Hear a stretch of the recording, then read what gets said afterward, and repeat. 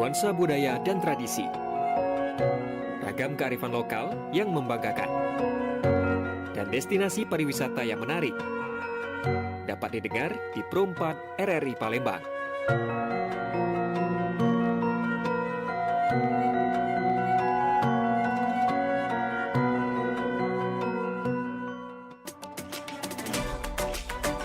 Pergi maraton di pagi hari, maraton lari ngelilingi sungai. Adat budaya haruslah lestari, idaklah pacak dijual beli. Dudulur, kita masih bersama Pro 4 RRI Palembang di Sriwijaya Pagi.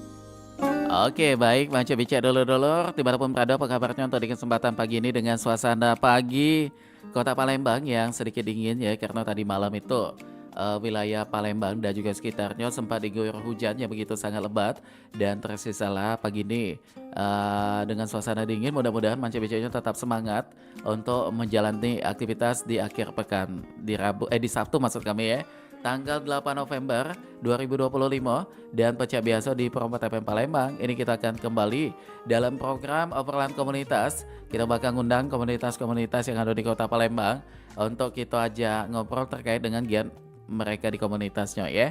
Dan di pagi ini kita sudah kedatangan kedua narasumber, yaitu dari Gen Z DPS dari komunitas literasi keuangan. Langsung kita bakal sapa. Halo, selamat pagi, assalamualaikum. Waalaikumsalam. Iya, baik, kita kenalan dulu ya. Waduh, yang pertama ini ada Cantika Yuliani, yang mana orangnya? Halo Cantika, apa kabarnya? Baik Kak, Sehat ya? sehat banget. Alhamdulillah. Cantika saat ini aktif sebagai apa tuh?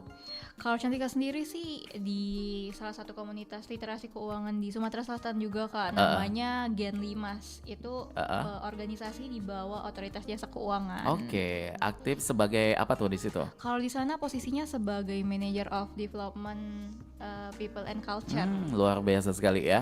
Dan juga ini tercatat sebagai mahasiswi sekolah atau sudah selesai nih? Masih mahasiswa. Mahasiswa di mana tuh? Di Universitas Sriwijaya, dan juga jurusannya relevan sih sama di komunitas yang sekarang. diikutin ya. Ekonomi ya? Iya, ekonomi pembangunan. Oke, sama ya.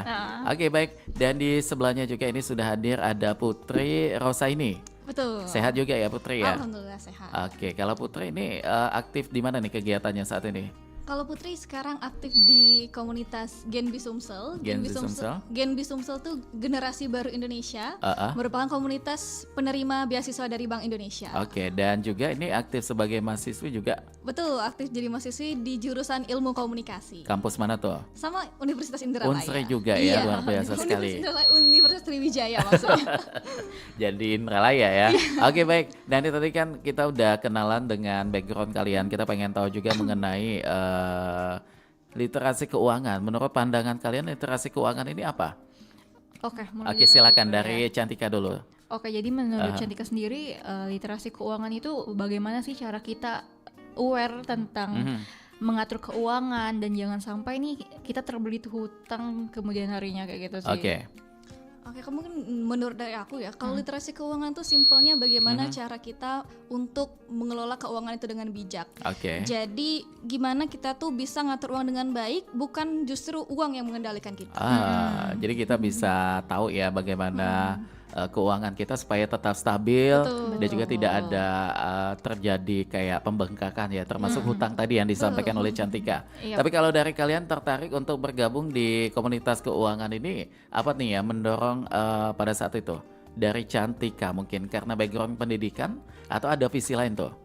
Iya, sebenarnya dari sejak SMA itu udah tertarik banget sama yang namanya literasi keuangan ataupun semua hal yang berkaitan sama keuangan. Makanya pas kuliah sendiri itu memutuskan untuk masuk ke Fakultas Ekonomi.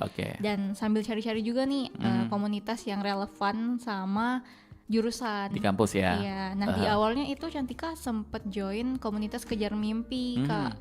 Nah, komunitas Kejar Mimpi ini juga hampir sama. Kalau misalnya di OJK mereka lebih fokus ke gimana sih cara kita menjaga keuangan kita. Nah, kalau misalnya di CMB di Kejar Mimpi tadi by CMB Niaga, mereka juga kayak gitu, Kak. Jadi mereka lebih saklek lagi nih membahas tentang literasi keuangannya. Oke. Dan, Jadi dan mereka juga menyebarkan ini sih.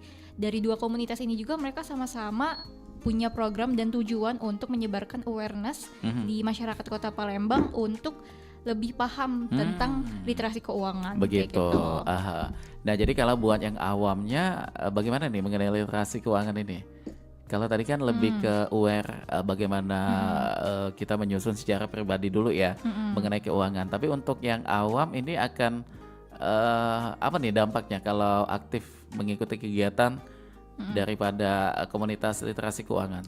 Yang pertama adalah mungkin kita bisa lebih paham nih cara mengatur keuangan kita sendiri kayak gitu. Dan kita lebih aware nih sama kondisi perekonomian Indonesia misalnya. Begitu. Dan juga kita bisa lebih tahu nih Kak gimana sih apa yang kita butuhkan dan apa yang kita inginkan. Jadi kan itu dua hal yang berbeda kan. Oke, baik. Nah, kalau Cantika tadi kan relevan dengan jenis jurusan yang diambil nih di kampus. Tapi kalau Putri kan komunikasi, tertarik untuk bergabung di literasi keuangan ini apa yang mendorong? Karena mau menjadi bagian dari komunitas Genbi Sumsel itu adalah menjadi penerima dari beasiswanya.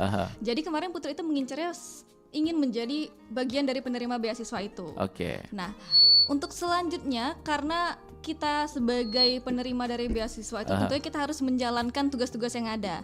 Baik itu menjadi perpanjangan tangan dari Bank Indonesia itu sendiri atau menjadi agen dari perubahan dari kedepannya bagi masyarakat. Nah, itu sebenarnya mengikuti alurnya aja, ngikutin apa yang memang seharusnya dilakukan oleh penerima kayak gitu. Oke, baik, penerima manfaatnya ya. Iya, betul. Oke, baik. Nah, kalau mengenai pengaturan keuangan, apakah sampai saat ini sudah bisa nih, terutama untuk pribadi dulu, kalian sudah bisa mampu mengatur keuangan nggak? Walaupun masih mahasiswa ya. Kalau Cantika bagaimana sejauh ini?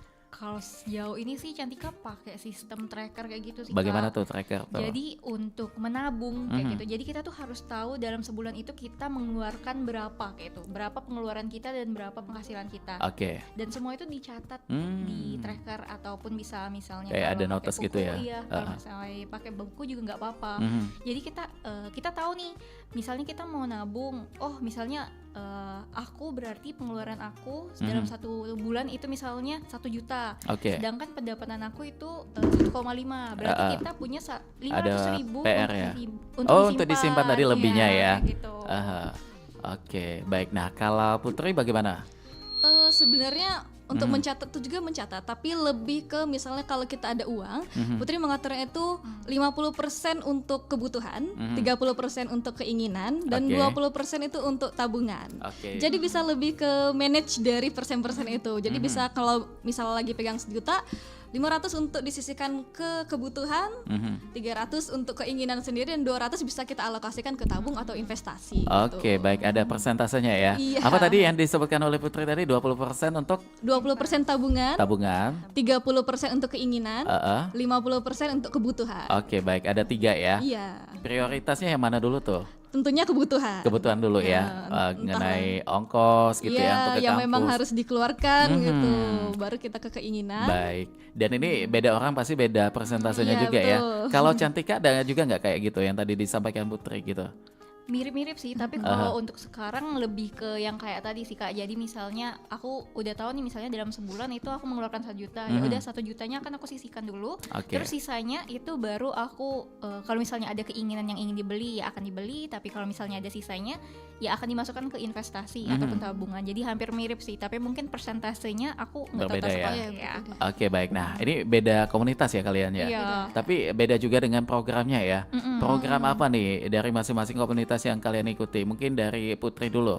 Program apa mengenai keuangan? Oke, mungkin kemarin itu kalau nggak salah sebulan atau 2 bulan yang lalu beasiswa Bank Indonesia kemarin tuh nyelenggarain yang namanya kegiatan Like It. Like itu merupakan kegiatan literasi keuangan Indonesia terdepan. Jadi di situ merupakan program yang dilaksanakan oleh Bank Indonesia tentang literasi keuangan, tentang bagaimana masyarakat itu bisa paham tentang mengelola uang dan juga berinvestasi. Dan tentunya itu sasarannya untuk generasi muda, para pelaku UMKM, dan memang programnya itu memang selaras tentang literasi keuangan itu. Dan juga untuk mengatur keuangan itu sebenarnya Bank Indonesia juga udah menerapkan program-program lain seperti misalnya program Cinta Bangga Paham Rupiah, itu bagaimana cara kita untuk mengelola uang rupiah dengan baik, cara kita merawatnya, bangga terhadap rupiah dan juga paham dalam mengelola rupiah itu. Dan juga dari program program Bank Indonesia tentunya mengeluarkan yang berkaitan dengan digitalisasi, salah satunya itu tentang KRIS ya, gitu. KRIS itu tadi ya. Jadi itu salah satunya. Tapi kalau buat apa namanya tuh kegiatan akbar di dalam setiap tahunnya ada nggak gitu? Kalau untuk literasi keuangan yang Like It itu tadi Kak. Like It itu tadi ya. Yang sering dilaksanakan setiap tahunnya. Oke, baik. Nah, kalau Cantika di komunitasnya program apa yang berkaitan dengan keuangan yang sudah dijalani? Kalau misalnya Cantika di komunitas yang sekarang ya Kak, di Gen Limas dari Otoritas Jasa Keuangan.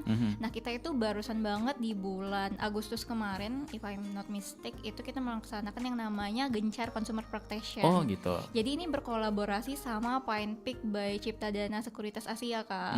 Nah, di sini kita main topiknya adalah membahas tentang bagaimana sih cara investasi untuk anak muda, dan juga ada penyampaian tentang literasi keuangan dari orang-orang OJK itu sendiri. Oke. Gitu.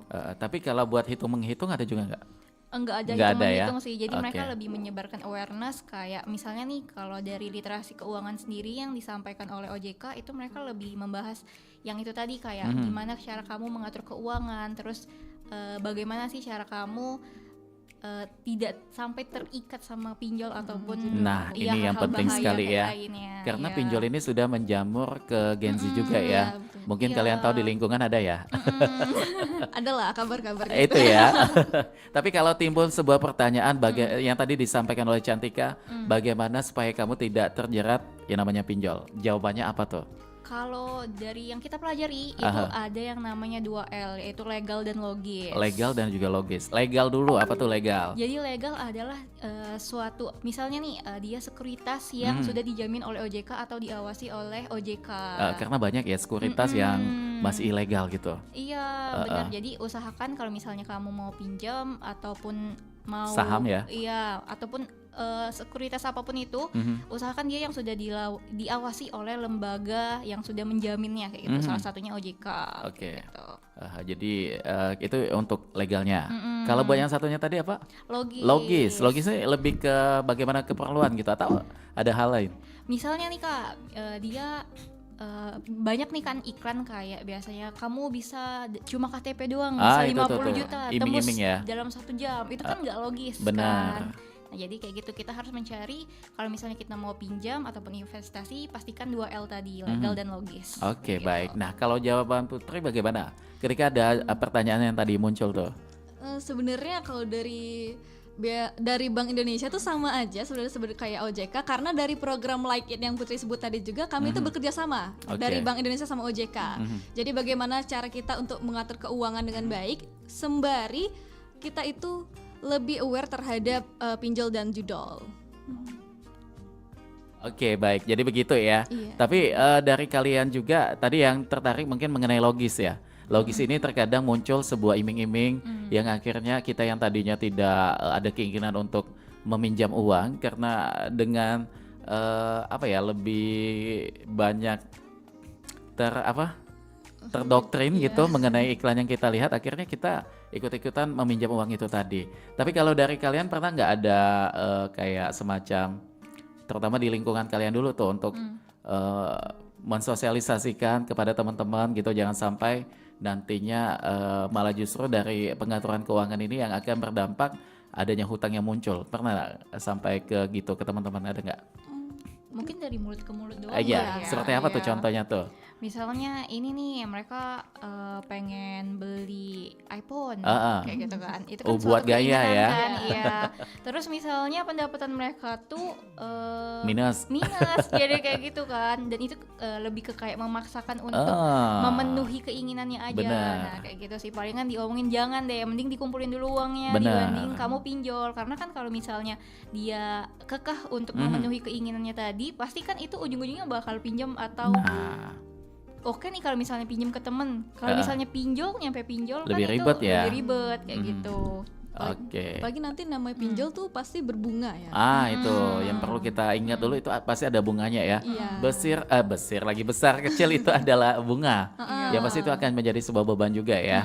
Oke, baik. Nah, ini kan kalian Gen Z. Gen Z pasti berkaitan sekali dengan wah, teman-teman lagi nongki di sini, lagi jalan-jalan liburan ke sini, dan juga lagi beli barang branded yang lagi happening gitu. Itu kan menyangkut mengenai keuangan juga ya. Tapi bagaimana kalian untuk mengatur pola pikir yang pada akhirnya kalian tuh tidak terlalu begitu mengusikan ya mengenai apa yang teman-teman seusia kalian tengah nikmati, sehingga keuangan kalian tetap terkendali begitu. Kalau Putri bagaimana?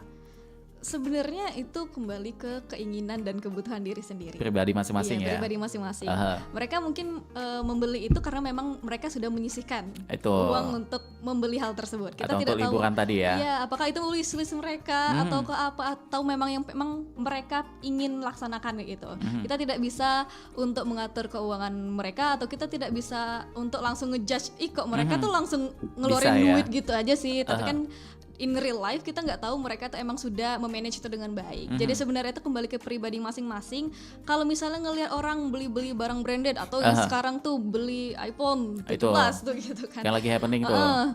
Tapi sebenarnya itu kembali ke diri kita masing-masing, bagaimana kita bisa mengatur kebutuhan kita, yang mana yang paling kita butuhkan, skala prioritas ya. Iya, skala prioritas yang mana kita butuhkan, yang mana cuma menjadi keinginan semata gitu. Gaya hidup tuh. Oke, baik. Dan kalau untuk menghindari hutang, ada nggak dari pesan kalian nih yang sudah ikut dari literasi keuangan ini? Siapa tuh yang pengen jawab? Silakan. Mungkin Cantika ada.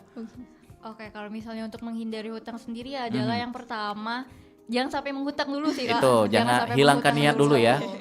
Hilangkan niat dulu. Jadi dibanding hutang lebih baik kamu mengumpulkan uang kamu sendiri, atau tanpa kecuali kamu ingin mengajukan kredit ke bank. Itu kan pasti udah ada jaminan kan. Dan kita juga udah mampu nanti untuk bayar ya. Iya, kan udah ada persentase yang diperhitungkan oleh orang bank, sehingga kita itu bisa membayar hutang tersebut, tapi kebutuhan kita juga masih tercukupi kan. Jadi usahakan pendapatan kita itu cukup dulu. Terus pernah ada istilah yang kalian pernah dengar nggak? Besar pasak daripada tiang. Iya, jangan sampai seperti itu. Itu ya. Terus ada tambahan lagi mungkin, jadi Kak, atau cukup? Mungkin cukup kali cukup ya. Nah. Kalau Putri mungkin ada jawaban juga tuh mengenai bagaimana supaya kita terhindar dari yang namanya hutang. Terhindar dari namanya hutang ya kalau bisa berusaha dulu ya sebelum kita terikat dengan hutang, karena kalau sudah kita terikat dengan hutang, apalagi dengan hutang itu hutang ke temen. Nah, yang beresiko rusak itu bukan hanya keuangan kita, juga ya? tapi pertemanan juga, relasi. Jadi akan ada banyak hal yang perlu dipertimbangkan sebelum kita melakukan hutang tersebut. Karena berdampak sekali ya, karena banyak sekali kasus, ya tahulah sendiri ya, karena hutang berakibat ini itu dan lain sebagainya, itu mungkin bisa menjadi renungan juga ya. Supaya bagaimana kita jangan mengambil langkahnya itu untuk berhutang. Tapi kalaupun memang tidak ada jalan lain, tetap ada tolak ukur juga nih dalam diri kita, mampu nggak ya, siap nggak ya saya nanti untuk membayarnya. Tapi kalau memang tidak bisa ya udah jangan dipaksain ya. Jawabannya cuma satu, mungkin kerja gitu ya. Iya, cari uang. Supaya dapat uang tapi yang halal gitu ya. Oke, baik. Nah, ini mengenai apa namanya itu lagi Gen Z ini, kalau mengenai merencanakan masa depan dengan keuangan lebih kemana tuh kalau kalian? Maksudnya gimana tuh? Di usia Gen Z. Kalau berbicara mengenai merencanakan masa depan keuangan, karena kalian kan belum kerja tuh. Untuk pengaturannya bagaimana? Misal dikasih uang saku sama orang tua begitu ya. Oh, kalau misalnya dari Cantika sendiri sih, kan usia Gen Z itu biasanya udah ada kerja freelance nih Kak. Entah itu mereka nge-WO kah, entah itu mereka ngapain. Biasanya ada juga yang udah buka UMKM, bisnis all shop gitu kan. Nah, mungkin untuk kalau dari Cantika sendiri sih itu lebih ke investasi kali ya Kak ya. Tapi mungkin investasinya bukan ke yang high risk. Jadi kita ke yang low risk dulu aja, kayak reksadana pasar uang kayak gitu. Jadi mereka returnnya memang kecil, per tahunnya bisa cuma 5% atau 2% per tahun, tapi mereka lebih aman kayak gitu untuk orang-orang apalagi seperti Gen Z yang sebenarnya belum punya kerja tapi udah pengen nabung nih. Jadi udah ada awareness untuk nabung. Jadi lebih baik ke reksadana pasar uang kayak gitu. Karena kalau misalnya nih kita cuma naruh uangnya di bank doang, itu kan bakal kepotong sama potongan setiap bulan ya Kak. Ada ini ya adminnya ya. Ada admin kan. Nah, jadi daripada uangnya hanya dipendep di bank, terus terpotong sama admin, lebih baik kita pindahkan ke reksadana pasar uang. Jadi uangnya akan bertambah walaupun sedikit kayak gitu. Ada bunganya sedikit. Oke. Gitu. Tapi kalau menyimpan uang di lemari bagaimana tuh? Oh jangan, nanti dimakan rayap ya. Belum lagi ada apalagi tuh tuyul kepala hitam tuh. Oke baik, dan sebelum nanti kita lanjutkan kembali Cantika dan juga Putri, Manca Becek jangan kemana-mana ya. Kita nak dengarkan dulu beberapa informasi anak lewat berikut ini, tetap di obrolan komunitas.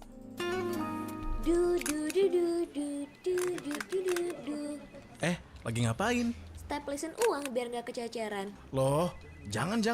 Sini uangnya. Kenapa sih Adi? Aduh, lupa bawa catatan lagi. Nah, tulis di uang ini aja deh. Loh bro, jangan tulis di uang dong.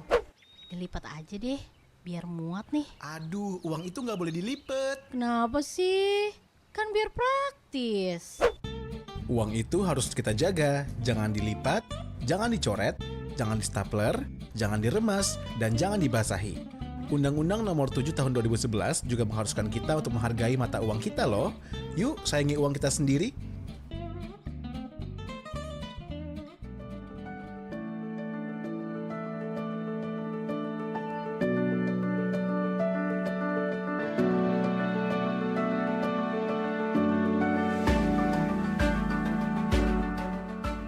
Esensi buku The Psychology of Money, karya Morgan Housel. Katanya uang bukan segalanya. Ada orang yang punya banyak uang dan harta, tapi hidupnya tak bahagia. Namun, tanpa uang, hidup pun bisa makin rumit dan membuat kita mudah mencemaskan banyak hal. Uang tetaplah kita butuhkan. Kesuksesan dalam mengelola uang tidak selalu tentang apa yang Anda ketahui. Ini tentang bagaimana Anda berperilaku. Dan perilaku sulit untuk dijelaskan, bahkan kepada orang yang sangat pintar sekalipun. Seorang jenius yang kehilangan kendali atas emosinya bisa mengalami bencana keuangan. Sebaliknya, orang biasa tanpa pendidikan finansial pun bisa kaya jika mereka punya sejumlah keahlian terkait perilaku yang tak berhubungan dengan ukuran kecerdasan formal. Dalam Psychology of Money, penulis pemenang penghargaan Morgan Housel membagikan 19 cerita pendek yang mengeksplorasi cara-cara aneh orang berpikir tentang uang dan mengajari Anda cara memahami salah satu topik terpenting dalam hidup dengan lebih baik. Buku ini merupakan international bestseller, termasuk 10 buku terlaris di Amerika Serikat versi Amazon dan telah diterjemahkan ke dalam 26 bahasa. Tiap cerita dalam buku ini menghadirkan sudut pandang unik dan menarik terkait uang. Wawasan kita akan diperluas dengan memahami kompleksitas dunia yang kita tinggali, sekaligus membuat kita lebih mudah menerima realitas betapa dinamisnya kehidupan yang kita jalani ini. Kita pun akan disuguhi dengan berbagai data, kasus-kasus penting di dunia perekonomian, pertumbuhan dan perubahan ekonomi dari waktu ke waktu, hingga perspektif soal kebahagiaan. The Psychology of Money cocok dibaca oleh siapa saja yang ingin lebih bijak dan terarah dalam mengatur keuangan, hingga bagi yang ingin menemukan makna-makna baru untuk menjalani hidup yang lebih sejahtera.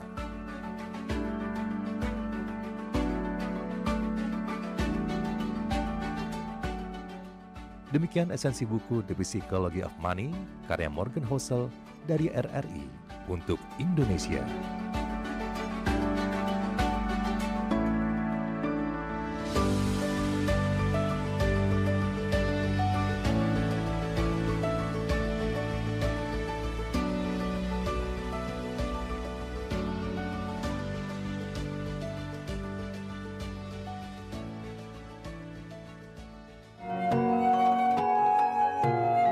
Nuansa budaya dan tradisi, ragam kearifan lokal yang membanggakan, dan destinasi pariwisata yang menarik dapat didengar di Pro 4 RRI Palembang.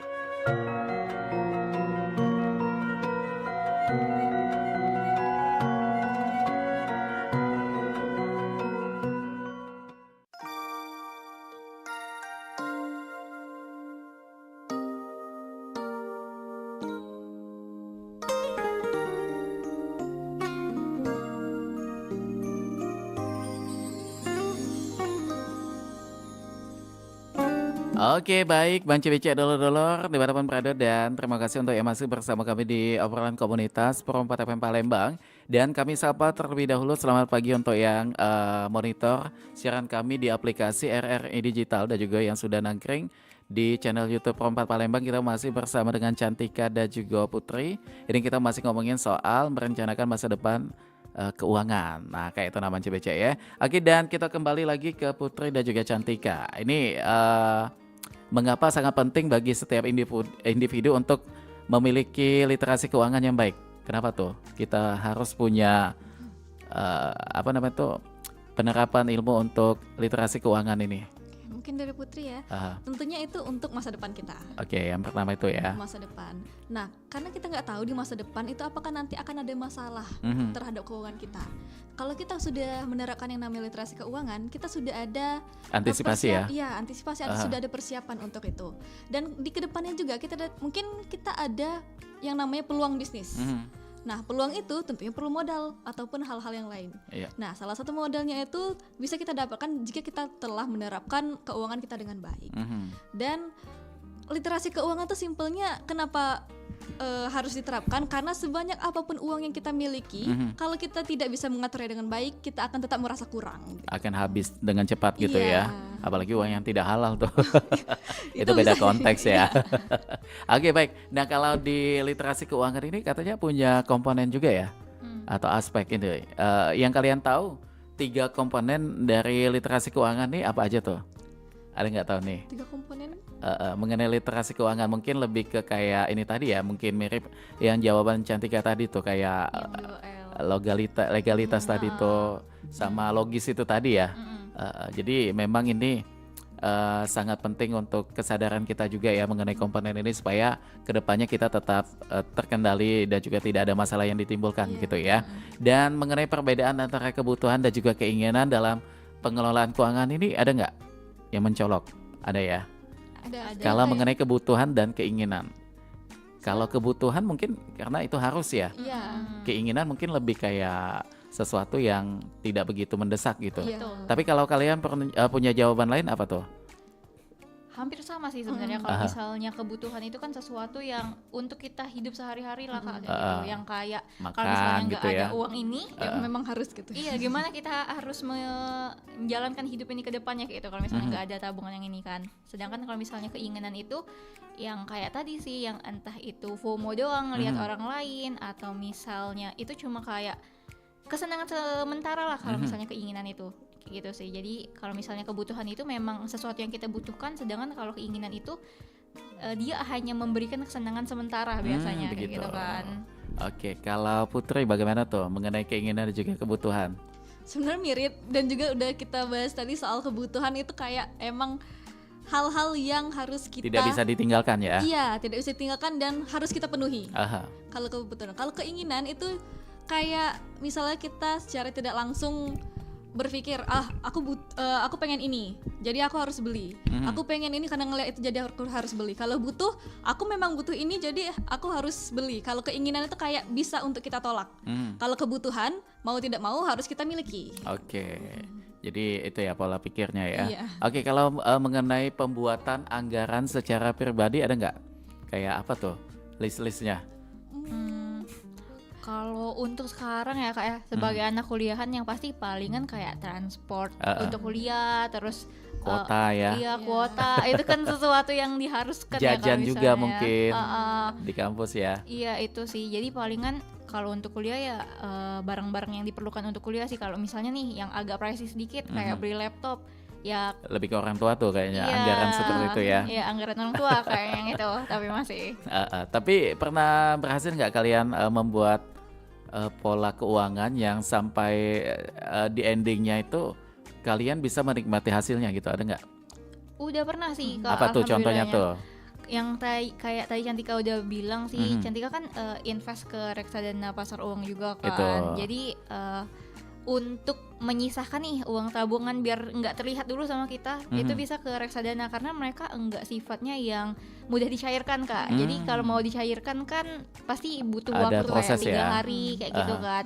Nah biasanya selama 3 hari itu juga bisa untuk menunda keinginan kita Kak. Karena kan udahlah lama nih cairnya gitu kan. Bener ya, jadi bisa lebih ada yang ngebantu kita juga untuk bagaimana supaya keinginan tadi itu bisa terkendali juga ya. Iya, banyak sebenarnya Oke, caranya. untuk yang awam mungkin agak sedikit bingung ya mengenai sekuritas, istilah-istilah sebutan itu. Ada juga tadi apa nama tuh, pasar modal saham dan lain sebagainya. Mungkin kalau dijelaskan sedikit dari yang kalian tahu mengenai sekuritas dan yang tadi saya sebutkan itu apa tuh? Kalau misalnya dimulai dari sekuritas dulu sih, sekuritas itu adalah tempatnya Kak. Oke. Tempat jual belinya kayak gitu loh. Kalau misalnya bahasa mudanya. Jadi kalau sekuritas itu merupakan tempat jual beli saham, entah itu reksadana. Nah, jadi kalau kayak reksadana, obligasi, saham ini adalah produk dari si sekuritas ini tadi. Itu produknya ya. Iya. Nah, terus biasanya untuk berinvestasi itu ada tingkat-tingkatan resikonya. Jadi yang paling tinggi itu biasanya saham karena dia bisa naik banget harganya, bisa turun banget. Terus untuk yang medium nih, medium risk itu biasanya di obligasi. Nah, obligasi ini dia biasanya fluktuatif juga, tapi enggak yang semencekam itu, semencekam saham. Nah, sedangkan kalau reksadana yang kayak Cantika bilang tadi, dia per tahun memang persentase naiknya itu sedikit banget, tapi dia jauh lebih aman dan lebih oke nih untuk yang baru entry level ataupun yang baru coba masuk mencoba investasi kayak gitu. Oke, baik. Tapi kalau istilah trading beda lagi ya? Iya, beda lagi. Apa tuh trading tuh? Kalau trading itu biasanya lebih ke pasar kripto Kak. Jadi yang kalau misalnya pasti udah pernah terdengar lah kayak Bitcoin kayak gitu. Nah, Bitcoin jadi itu kayak mereka ada mata uang sendiri di trading itu, namanya kayak koin-koinnya kayak gitu. Oke. Dan ini kan kita di zaman digitalisasi ya. Sosmed sudah begitu sangat melekat nih. Siapapun pasti punya sosmed saat ini, mau ibu-ibu, mau anak-anak, apalagi di Gen Z itu, semuanya udah pada punya sosmed. Apapun itu, sosmed ada dampak positifnya juga ya, terutama bisa menghasilkan pundi-pundi uang halal. Nah, dari kalian juga di usia Gen Z, bisa nggak sosmed ini membantu mengendalikan sih, kayak meningkatkan keuangan kalian tuh? Kalau dari Putri, Oke, Putri bagaimana tuh? Putri manfaatin yang namanya affiliate di TikTok. Itu affiliate. Iya. Sebenarnya tadi mau nanya affiliate, tapi bagaimana nih Putri? Jadi Putri itu memanfaatkan itu karena apa ya, itu tidak perlu modal yang besar untuk menjalankannya, tapi impactnya bagus. Jadi kalau misalnya kita bikin video di situ, videonya FYP, oke, mungkin ada yang beli. Jadi ada ini ya, kayak ada apa namanya tuh, persentase itu ya. Tanpa usaha yang setiap hari kita lakukan, kita bisa dapat duit dari situ, dari affiliate itu. Walaupun kembali lagi itu ke algoritma TikToknya. Kalau algoritma TikToknya itu bagus ya mungkin impactnya juga bakal bagus. Jangkauan gitu. makin luas tuh, yang akan berdampak pada siapa yang melihat, mudah-mudahan tertarik dan akan membeli ya. Oke, selain affiliate, apalagi tuh untuk di sosmed digitalisasi Gen Z yang bisa membantu keuangan secara positif? Kalau Putri juga sebenarnya pakai dompet digital. Gitu. Dompet digital itu kan sekarang fiturnya udah banyak. Jadi kita naruh duit aja, duit itu bisa kerja sendiri. Jadi uangnya bisa berkembang dengan bunga-bunga yang ada di dalamnya itu. Jadi bisa sekalian kita nabung, bisa sekalian kita investasi di situ. Apalagi kan kalau sekarang kita juga bisa yang namanya punya emas digital tuh. Dan emas digital sekarang tuh juga nggak perlu yang mahal-mahal, bisa kita mulai dari harga 20.000, 100.000. Apalagi untuk anak-anak muda sekarang kan bisa nyicil tuh ibaratnya. Jadi nggak ada alasan untuk kita tuh nggak investasi, terutama ke emas. Yang namanya emas itu kan jangka panjang tuh. Jadi bisa berguna bagi mereka yang mau untuk investasi jangka panjang itu. Nah untuk yang awam mungkin ini aman nggak sih Kak gitu? Untuk mengetahui itu aman atau tidak, bagaimana tuh biasanya Putri? Untuk mengetahui aman atau tidak, tentunya kembali lagi aplikasi itu diawasi oleh OJK atau tidak. Tadi OJK disampaikan Bank ya. Indonesia gitu. Dan kita juga harus ngelihat apa ya, istilahnya track record dari aplikasinya ini. Kita juga pasti bakal sebelum searching kita dulu ya. menggunakan, pasti kita searching dulu nih, ini aplikasi bagus atau enggak nih, atau misalnya beneran ngasih keuntungan atau enggak. Nah, dari pengalaman-pengalaman orang itu seharusnya bisa untuk kita menentukan ini aplikasi bagus atau enggak gitu. Mungkin dari situ sih Oke, baik. simpelnya. Nah, ini kan biasanya kalau Gen Z itu kayak nongki, apalagi itu nonton bioskop, belanja ini belanja itu. Nah, itu kan akan boros ya. Ya, impulsif buying ya. Impulsif sekali itu. Dan bagaimana cara mengatur keuangan itu kayaknya tadi udah ditanya ya. Tapi kalau kita flashback lagi mengenai pengaturan keuangan supaya tidak boros itu, kalian ada nggak sharing ke teman begitu, apalagi sesama teman-teman komunitas supaya bagaimana kayak kalian tidak mengalami itu? Yang pertama yang kayaknya tadi adalah kita pahami dulu nih keuangan kita gimana. Intinya balik lagi ke situ sih Kak. Jadi kayak yang Putri sempat bilang tadi, entah seberapa banyak uang yang kita hasilkan, kalau kita nggak bisa mengolahnya dengan baik, ujung-ujungnya juga bakal ngerasa kekurangan terus kayak gitu. Jadi itu tadi sih, mungkin bisa pakai sistem yang Putri sebutin tadi 50 30 20. Jadi itu mungkin awal yang bagus sih untuk yang mau mencoba, tapi itu bisa di-adjust lagi sih. Jadi bisa disesuaikan. Misalnya kamu kebutuhannya mau di 60 ya nggak apa-apa sebenarnya, karena itu memang hal yang kita harus keluarkan kayak gitu kan. 60% dari penghasilan itu untuk kebutuhan, itu nggak apa-apa banget. Jadi misalnya 60 di pengeluaran atau kebutuhan, terus misalnya 30%-nya keinginan, itu kan terserah mereka, balik lagi ke pribadi masing-masing. Dan cuma 10% untuk investasi sebenarnya that's okay sih gitu. Selagi itu ada ini ya yang masuk ya. Iya. Nah, ini kalau kita lebih detailkan lagi mengenai menabung dan juga berinvestasi, ini dua hal yang berbeda atau sama nih? Sama sih sebenarnya. Samanya bagaimana tuh? Karena kalau investasi kan juga sebenarnya menabung untuk jangka panjang dan itu bisa gitu. Berkembang ya. Iya, sedangkan kalau menabung ini kan lebih ke general kayaknya ya. Jadi kita nggak tahu nih menabung ini kan banyak sistemnya. Bisa salah satunya investasi tadi, atau orang-orang zaman dulu pakai emas, iya. Atau kayak yang kata tadi nabung di lemari, itu juga menabung kan kayak gitu kan. Jadi banyak konsep menabung. Sedangkan kalau investasi itu biasanya dia lebih ke sekuritas, entah itu sekuritas untuk saham atau obligasi atau reksadana gitu. Oke, nah kalau Cantik kan udah ikut beberapa program ya tadi ya mengenai keuangan. Tapi kalau Putri ada juga nggak kayak ikut apa gitu? Untuk program sebenarnya program diri sendiri yang untuk berinvestasi di aplikasi gitu Kak. Jadi karena Putri sendiri dapat beasiswa dari Bank Indonesia, jadi uangnya itu dialokasikan untuk salah satunya itu untuk berinvestasi. Jadi investasinya tuh lebih ke reksadana sih kalau Putri sekarang ya, kalau masih entry level ya, belum berani untuk mengambil yang tinggi-tinggi, jadi masih di step dasar ya. Reksadana dulu. Oke, baik. Nah, kalau mengenai jenis investasi yang umum di Indonesia ini banyak nggak? Banyak sih Kak. Apa aja tuh? Yang kayak Cantika sebutin tadi, mungkin orang-orang itu balik lagi ke seberapa siap mereka menerima resiko dari investasi itu sendiri. Jadi kalau misalnya mereka mau yang jangka panjang, biasanya lebih banyak ke emas atau reksadana atau saham juga, tapi biasanya saham-saham yang top 3 kayak gitu loh, atau saham big bank. Iya, big bank itu kayak bank-bank besar di Indonesia. Biasanya itu mereka orang-orang yang holdnya itu adalah untuk investasi jangka panjang katanya. Karena mereka itu Kak, nah di saham ini mereka tuh ada pembagian dividen. Jadi semakin banyak lot saham yang kita beli itu dividennya juga akan dikalikan sama lot itu. Jadi banyak peluangnya ya. Iya. Ini kan mungkin pernah nggak kalian mungkin di lingkungan tempat tinggal kayak kerja apa ya? Nggak kerja tapi kok uangnya banyak gitu. Bisa jadi itu trading. Ya, ini bisa menangkis itu semua ya. Pernah kalian tahu dengan apa namanya itu afiliat yang sukses itu yang masih muda? Yang punya penghasilan itu bukan? Iya. Siapa namanya yang dari Lampung tuh? Ari Rizuka apa namanya tuh? I know. Nah, itu kan salah satu afiliat yang sukses. Rizuka Ari. Itu balik-balik ini namanya ya. Ini di usia muda tapi sudah punya penghasilan miliaran begitu. Nah, untuk di era saat ini kan ini memang sudah lumrah ya. Bukan menjadi sesuatu hal yang aneh lagi tuh. Tinggal bagaimana cara kita untuk mencapai itu semua. Dan menurut kalian apakah itu bisa menjadi acuan juga untuk generasi muda supaya bisa sukses? Bagaimana tuh?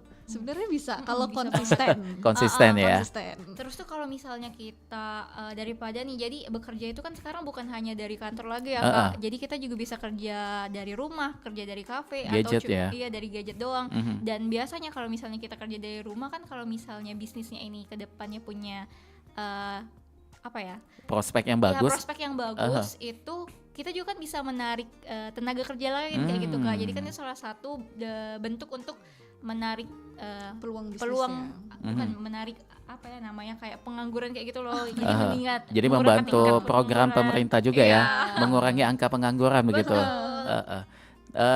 Selagi ini sebenarnya kalau digitalisasi ini banyak peluang ya Benar. untuk memperbaiki keuangan. Asal itu tadi yang kata Putri tadi sampaikan, konsisten. Dan untuk tahap awalnya mungkin perlu belajar juga ya. Iya, mau untuk berusaha itu penting juga. Nah itu, jadi kita harus melek teknologi juga. Kita harus tahu juga dulu untuk saat ini apa aja nih jenis-jenis yang bisa menghasilkan keuangan dari gadget. Jangan sampai kita malah justru nanti menjadi korban juga ya. Untuk menghindari bagaimana supaya kita tidak menjadi korban digitalisasi ini yang terkait dengan keuangan, ada nggak pesan dari kalian? Mungkin kalau dari Cantika balik lagi ke 2L tadi ya Kak, Oh, itu tadi legal ya. dan logis. Jadi pastikan dulu, entah itu pastikan sekarang kita banyak banget kan, kayak misalnya buka aplikasi ada iklannya, iklan tentang investasi, dan Cantika menemukan itu banyak banget yang kayak bilang yang pokoknya nggak logis lah, nggak bisa diterima sama akal pikiran, kayak misalnya 50 juta cair dalam 30 menit. Sedangkan di bank sendiri untuk ngajuin segitu kan pasti butuh Proses ya. iya screening yang lama banget kayak gitu kan, entah itu NPWP-nya, gajinya gimana, kerjanya gimana, kayak gitu, track record-nya gimana, kayak gitu. Itu sih Kak. Jadi balik lagi ke legal dan logis. Kalau kalian dalam harian itu mencatat nggak pengeluaran apa aja tuh? Sampai dicatat juga nggak? Kalau Ada Cantika ya? Kalau Putri sih sebenarnya nyatetnya di ingetan kan. Oh ingetan aja ya. Karena Misal nggak terlalu 1.000 rajin. tadi mano ya nyelip ya. Dicatat jadi tahu ya. Oh ternyata beli permen tadi tuh kayak itu. Asal jangan langsung ngeluarin duit langsung dilupain. Nah jangan itu. gitu. Oh jadi cak mantan langsung dilupain itu ya. Tapi kalau tujuan untuk mencatat pengeluaran itu apa nih? Secara pribadi Itu tadi Kak, karena bisa tahu ya kemana aja nih uang nih. iya, selain kita bisa tahu, nggak ngerasa ini uang dan ini uang hilang kemana, terus tuh kayak menurut aku ini kayaknya sugesti pribadi aja. Jadi semakin kita melihat nih, kita mencatat nih, kita tahu nih, oh aku udah ngeluarin segini. Itu tuh pasti ada daya apa ya, kayak Pressure gitu ya. kayak tahanan untuk tidak menghabiskan uang ini lebih lagi kayak gitu loh. Jadi kita bisa ini ya. Dia menahan diri kayak gitu. Kayak ada remnya begitu. Iya, ada remnya, karena kita tahu oh aku udah nge-spend nih sebanyak ini, lebih besar daripada bulan kemarin, berarti aku harus ayo hemat kayak gitu. Lebih termanage keuangannya. Iya, lebih termanage. Oke, kayak mahasiswa gitu. kan masih dalam tanggung jawab orang tua pastinya ya. Kalau kalian tipikal uang sakunya itu bulanan atau harian tuh? Kalau aku alhamdulillah tidak menerima lagi sih Kak. Waduh Aku hebat udah- ya. Kenapa tuh?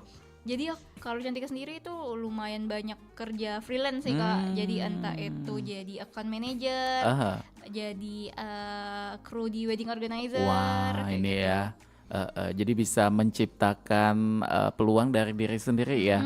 Selagi itu tadi ada kemauan. Betul. Tapi kalau Putri bagaimana? Tipikal yang sakunya dari orang tua itu bulanan atau harian gitu? Putri juga sama, sebenarnya nggak menerima lagi. Nah ini Tapi contohnya ya. kalau misalnya butuh baru dikasih kayak Oke. gitu. Misal lagi mau minta untuk keperluan yang mendesak gitu, baru dikasih kayak gitu. Jadi akhirnya dengan apa yang kalian lakukan ini bisa membantu orang tua juga ya. Meringankan pasti.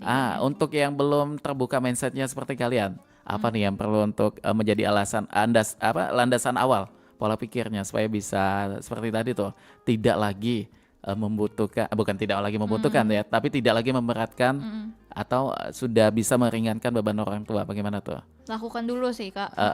Lakukan dulu, entah itu mulai dari kamu belajar, entah itu mulai melakukan tindakannya, mengeksekusi tindakannya. Jadi adalah lakukan dulu sih, jangan ragu, jangan nunda-nunda, lakukan sih. Karena kan biasanya kan kalau Gen Z itu mereka kayak ayo udahlah Senin Nanti aja, besok aja. Senin aja biar pas mulainya, atau awal bulan aja kayak gitu, atau Nggak taunya nggak mulai-mulai tuh. nggak mulai kayak gitu. Jadi daripada Action dulu ya. iya, jadi utamakan langsung melakukan aja sih dibanding mengulur waktu. Oke, baiklah kalau begitu. Baik, Mance Bice, kita masih ada satu segmen lagi untuk nanti kembali bersama dengan Putri dan juga Cantika. Tapi jangan kemana-mana. Tahukah Anda bahwa nama Google tercipta akibat typo atau kesalahan ketik? Pada tahun 1997, Larry Page dan Sergey Brin menetapkan nama search engine mereka menjadi Google. Google adalah istilah matematika untuk angka 1 dengan 100 nol di belakangnya. Nama ini dipilih untuk menandakan bahwa mesin pencari ini memberikan informasi dalam jumlah yang besar.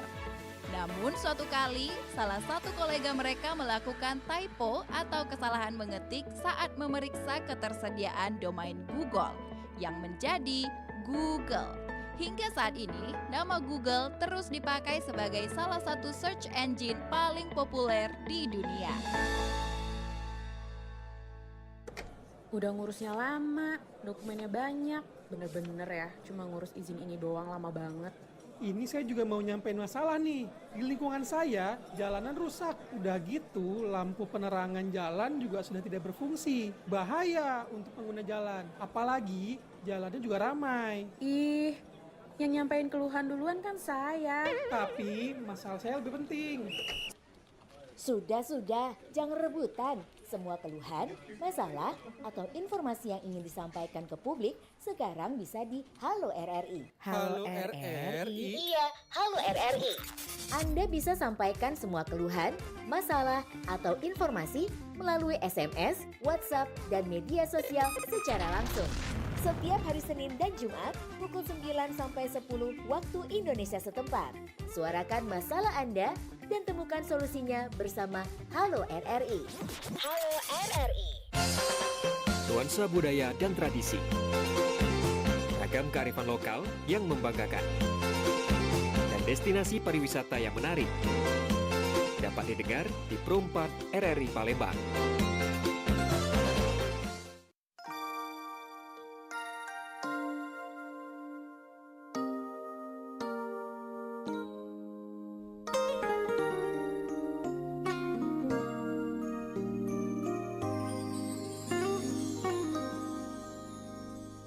Oke, baik, Mance Bice dulur-dulur dimanapun berada, dan kita masih bersama dengan Cantika dan juga Putri ya.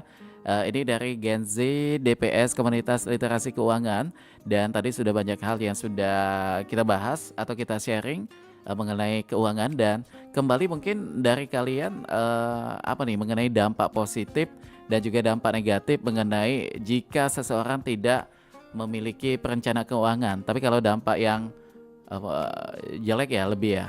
Kalau mengenai dampak yang negatif nih, kalau seseorang tidak punya perencanaan keuangan nih, apa aja nih yang bisa ditimbulkan nantinya? Ada nggak? Yang bakal ditimbulkan itu tentunya keuangan mereka tuh nggak bisa diatur dengan baik. Jadi kedepannya itu misal dia entah ada keadaan yang di luar prediksi, entah itu kecelakaan atau sakit dan lain sebagainya. Misal mereka tidak bisa mengatur uang sebelumnya, itu mungkin menjadi tantangan bagi mereka sendiri nantinya. Gitu. Jadi bagaimana mereka tuh bisa ngatur uang itu dengan baik supaya karena kita ke depannya nggak bakal tahu nih apa yang bakal kita hadapi. Seperti itu.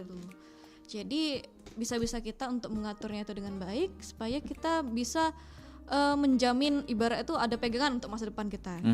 Gitu ya. Tapi kalau dari Cantika ada nggak juga jawabannya? Hampir sama sih Kak. Jadi kayak yang pasti adalah mereka pasti agak susah untuk merencanakan hari tua mereka. Jadi kan kalau kita lihat sekarang kan masih banyak banget nih orang tua yang umurnya udah 70, 80, tapi mereka masih kerja. Nah itu salah satu hal yang harus kita hindari kayak gitu. Jangan sampai kita udah tua tapi kita masih harus bekerja karena di masa muda kita nggak mementingkan tabungan ataupun mementingkan literasi keuangan ini tadi kayak gitu. Jadi dari usia muda inilah ya kita persiapan untuk di masa tua begitu. Benar. Baik. Nah, ini kalau dari tanggapan kalian setuju nggak kalau buat arisan itu juga bisa menjadi salah satu cara untuk kita mengendalikan keuangan kita? Benar nggak tuh? Arisan ya. Sebenarnya kalau Cantika sendiri bukan tipe yang ikut arisan sih, tapi apa ya, kita samakan dulu deh perspektifnya. Jadi arisan di pemikiran Cantika sendiri itu kayak sama aja kayak kita nabung ya. Kita sebenarnya nabung ya. Nabung nanti ada kalau misalnya ada waktunya atau itu di giliran kita nanti uangnya bakal di kita semua kayak gitu. Nah, tapi mungkin dampak negatifnya menurut Cantika ketika ada hal yang mendesak tuh. Iya, selain hal yang mendesak terus nggak fluktuatif kan, nggak mudah apa ya namanya prosesnya itu tadi. Untuk dicairkan tuh nggak mudah kan, bukan fluktuatif sih. Jadi nggak gampang untuk kan dicairkan. Ada aturannya ya. Iya, ada aturannya. Ada kayak jenjang waktunya kan Kak, baru bisa diambil uang arisannya. Terus tuh juga kalau misalnya untuk orang-orang yang udah dapet di awal. Itu. Nah, biasanya untuk kan yang mereka di ujung kaki sudah dapat langsung hilang. Kayak gitu kan biasanya kan, resikonya jadi ada tinggi. resiko. Karena kita nggak bisa menjamin nih orang itu bakalan bayar nyampe akhir kayak gitu kan. Jadi lebih aman ya sudah simpen BDW Metuna ya. Betul. Oke, baik. Setuju karena di arisan itu juga kadang ada arisan yang sistemnya itu bayar admin. Yang menurun itu kan. Gitu lah nyampe bayar rutin itu. Tiba-tiba dapatnya tidak sesuai dengan yang ini ya, jumlah yang ikut itu tadi. Jadi sebenarnya pinter-pinter kita juga milih tempat arisan yang bagus. Oke, baiklah. Ikut arisan itu. Wah, luar biasa sekali ya. Walaupun dengan usia yang masih muda tapi pola pikir kalian udah ini sangat luas sekali ya mengenai keuangan ini. Baik, ini kita sudah ada di penghujung perjumpaan. Tambah terasa saat ini sudah 52 menit melangkah dari jam 9 pagi. Mungkin sebagai penutup, apa nih yang masing-masing kalian pengen sampaikan mengenai keuangan? Mungkin dari siapa dulu tuh? Boleh Putri. Oke, Putri silakan. Mungkin dari aku simple aja sih. Kayak mulailah kalian untuk menabung atau berinvestasi, sekecil apapun itu langkahnya. Jangan ditunda-tunda karena keuangan masa depan kalian itu ditentukan dari keputusan kalian hari ini. Wah, itu kata-kata motivasi sekali ya. Yang bisa membuka mindset kita. Oke, baik, dan kalau Cantika apa?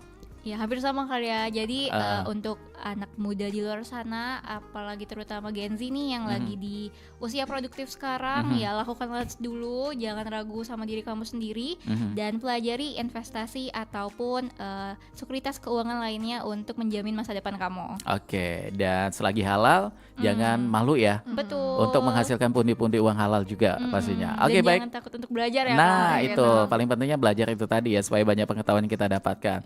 Oke, baik, sekali lagi terima kasih waktunya buat Cantika, buat Putri juga terima kasih. Waduh, luar biasa sekali obrolan ini dan kita yakin ini mudah-mudahan bisa bermanfaat ya. Amin. Untuk yang menyimak obrolan kita dari awal sampai dengan di ujung perjumpaan ini. Dan yang belum sempat Banca Becek yang mengikuti obrolan kami, silakan tarik undur di tayangan channel YouTube Pro 4 Palembang karena di situ akan ditayangkan ulang ya. Dan tetaplah menjadi motivasi ya untuk teman-teman di lingkungan kalian. Dan juga kita doakan mudah-mudahan Cantika dan juga Putri menjadi orang sukses nanti. Sehat selalu ya pasti ya. Oke, baik Banca Becek, karena kita sudah ada di penghujung perjumpaan dan Kulo C Ilham bersama rekan Kulo Ado Izul pengen pamit dari obrolan komunitas untuk di edisi Sabtu tanggal 8 November 2025. Dan sekaligus juga akan menutup perjumpaan kita untuk di Sriwijaya Pagi Pro 4 FM Palembang. Kulo pamit. Wassalamualaikum warahmatullahi wabarakatuh.